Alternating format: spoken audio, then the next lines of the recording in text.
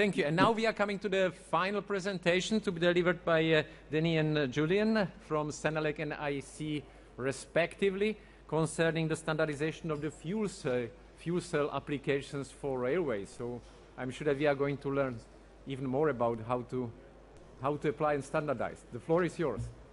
Thank you very much. So next slide. So we'll talk about standardization of fuel cell application in railways. So yes, so Julien and I are working in Alstom, and we are both involved in the standardization. So Julien is involved in the joint working group in charge of two parts of the IEC 63441.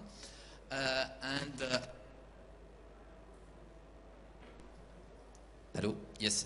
And I am the secretary of IEC TC9, and I'm also secretary of Senelec TC9X, and we'll come back to that topic later on. Next. A few words about in the world. So in the Railway Technical Research Institute started to work on fuel cell hydrogen in 2001. And they developed the first hybrid train with fuel cell and lithium-ion battery in 2008. In Europe, so the iLint,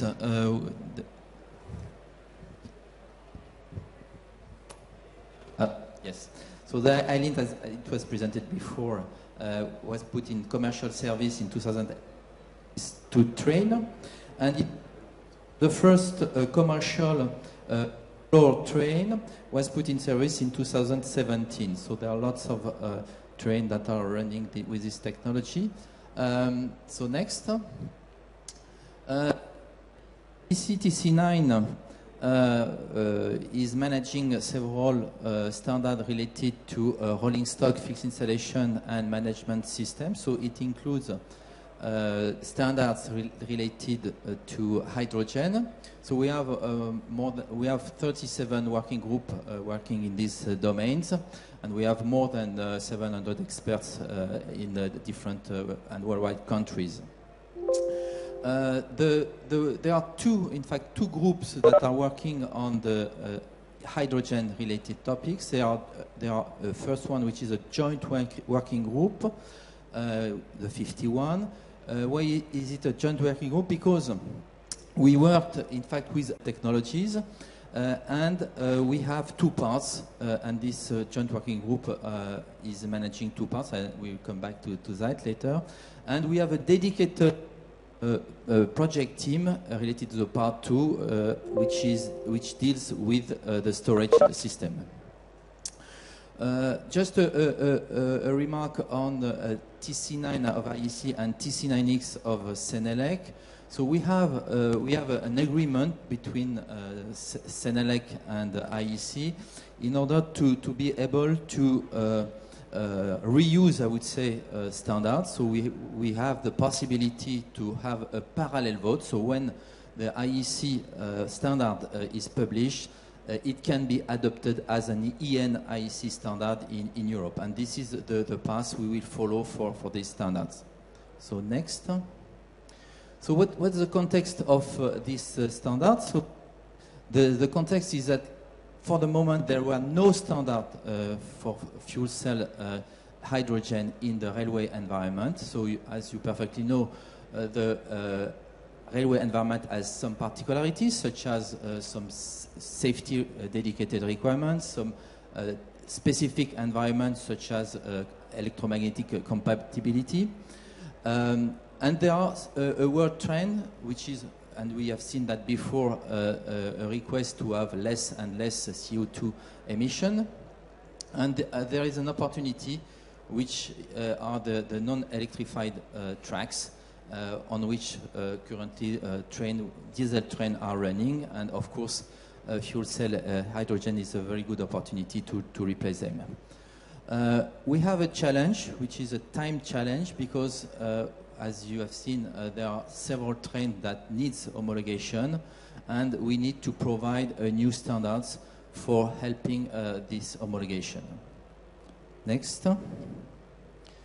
So roughly, this is the organization of the standard. So we have a generic standard which deals with the onboard energy storage system, which is the part one deals with the hybrid systems. This is the IEC 62864-1, and we have a level. So this part is at the level of vehicle system interface and system interface, and we have a level of component for which we are working.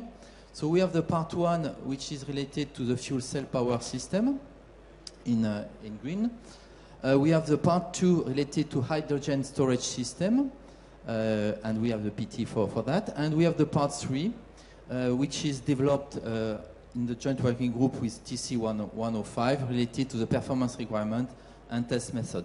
We have a part four dedicated to the communication between ground and train for the hydrogen refueling protocols.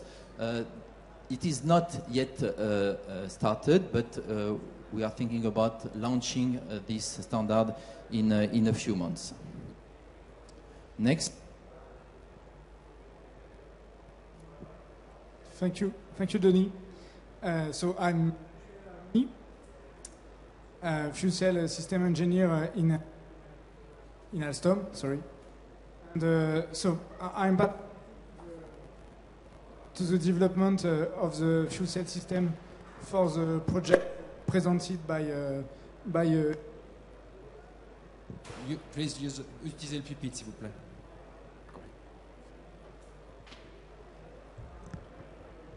Okay, this is better. Yeah.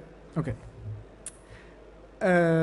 Yes, so I'm fuel cell system engineer, participating in the development of fuel cell system for the project presented by Yannick just before. And I am also managing the joint working group 51 to prepare the standard, so the part 1 and the part 3. So as explained by Denis, there will be four parts for this standard. First part will be dedicated to the fuel cell system propulsion. The second one will be dedicated to the storage, so compressed hydrogen storage used for railway application. The third one will be dedicated to performance test method definition and description related to the fuel cell power system validation.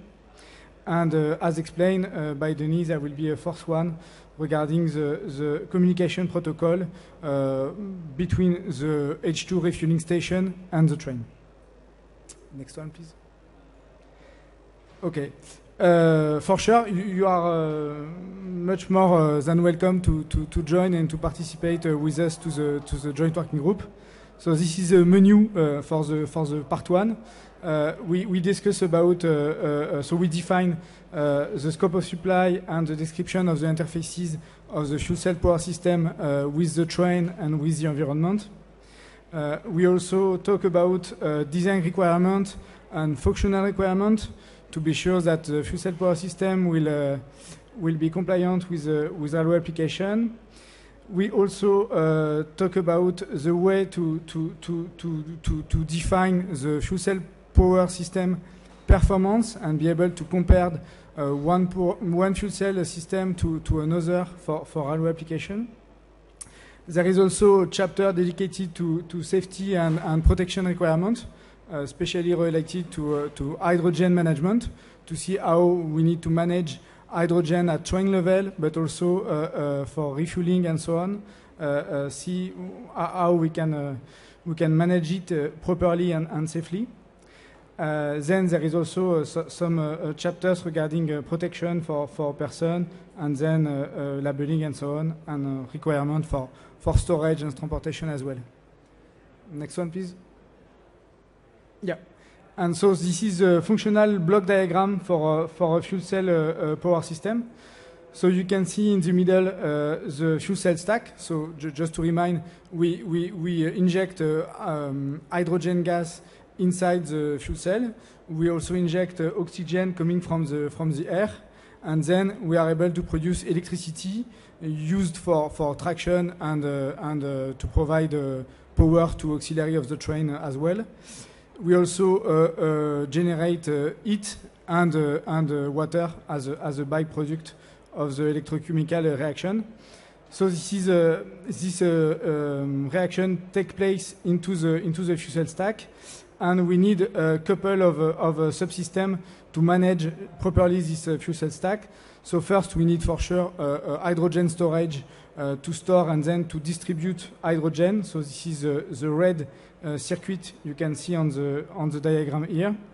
We also need to take the air from the environment, and then we need to compress with a compressor to push air inside the fuel cell stack. We also have a cooling circuit inside the fuel cell power system to properly manage the heat produced by the fuel cell.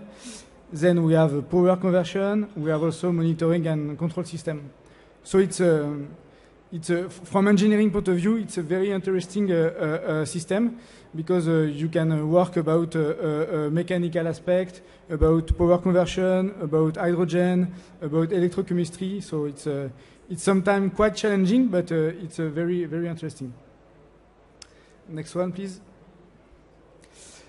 For the part 2, so this one is dedicated to the hydrogen storage system, and we focus for now on compressed hydrogen storage system solution, so mainly for 350 bars.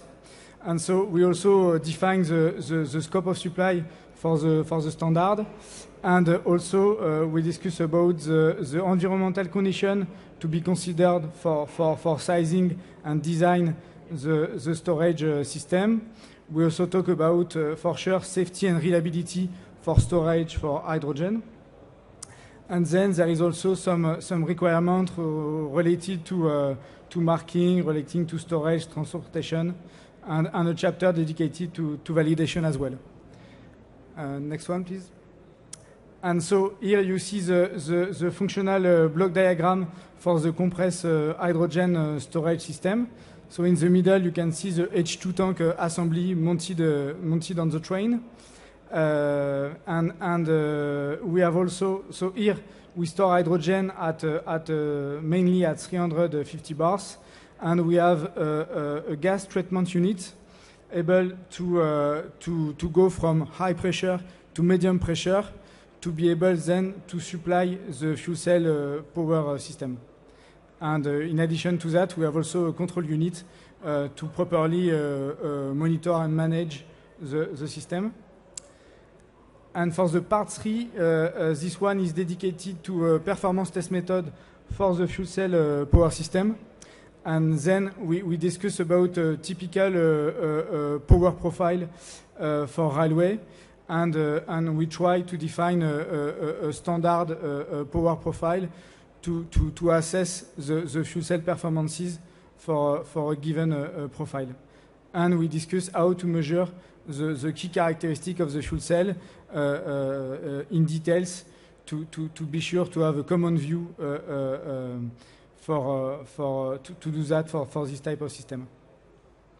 Thank you for your attention.